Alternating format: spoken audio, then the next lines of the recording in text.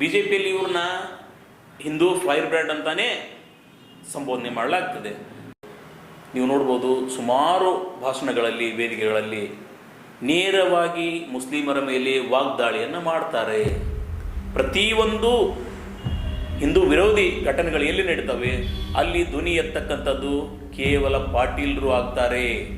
ಕೆಲವು ಕ್ಷೇತ್ರಗಳಲ್ಲಿ ಇವರನ್ನು ಪ್ರಚಾರಕ್ಕೆ ಕರೆಸಿದರೆ ಹಿನ್ನಡೆ ಆಗ್ತದೆ, ಅಲ್ಲಿ ಮುಸ್ಲಿಂ ಸಮುದಾಯದ ಓಟುಗಳು ಬೀಳಲ್ಲ ಅನ್ನುವ ಕೆಲವು ಇವರ ವಿರುದ್ಧ ಆಪಾದನೆಗಳಿದ್ದವು.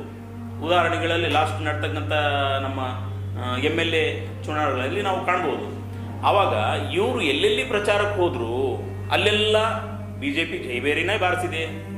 ಇವರು ಎಲ್ಲೆಲ್ಲಿ ಪ್ರಚಾರಕ್ಕೆ ಹೋಗಲಿಲ್ಲ ಅಂಥವರ ಮಾತುಗಳನ್ನು ಕಟ್ಟಿಕೊಂಡು ಅವರೆಲ್ಲ ಸೋಲನ್ನು ಕಂಡಿದ್ದಾರೆ. ಹಾಗಾದರೆ ಇದಕ್ಕೇನು ಅನ್ಬೇಕು?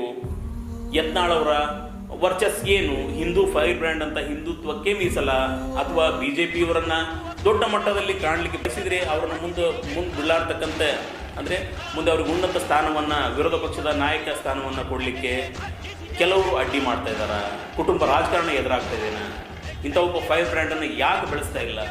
ಅಂದರೆ ಈಗ ವಿರೋಧ ಪಕ್ಷದ ಅಧ್ಯಕ್ಷ ಅಂತ ಕೊಟ್ಟರೆ ಮುಂದೆ CM ಸ್ಥಾನ ಕೊಡಬೇಕಾಗುತ್ತೆ ಅನ್ನೋ ಯೋಚನೆನ ಅಥವಾ ದುರಾಲೋಚನೆನ, ಇದನ್ನೆಲ್ಲವನ್ನು ನಾವು ಪರಿಗಣನೆ ಮಾಡಬೇಕಾಗಿದೆ. ನಾವು ಅನಿವಾರ್ಯವಾಗಿ ಇವತ್ತು ಪಾಟೀಲರನ್ನ ಬೆಂಬಲಿಸಲೇಬೇಕು.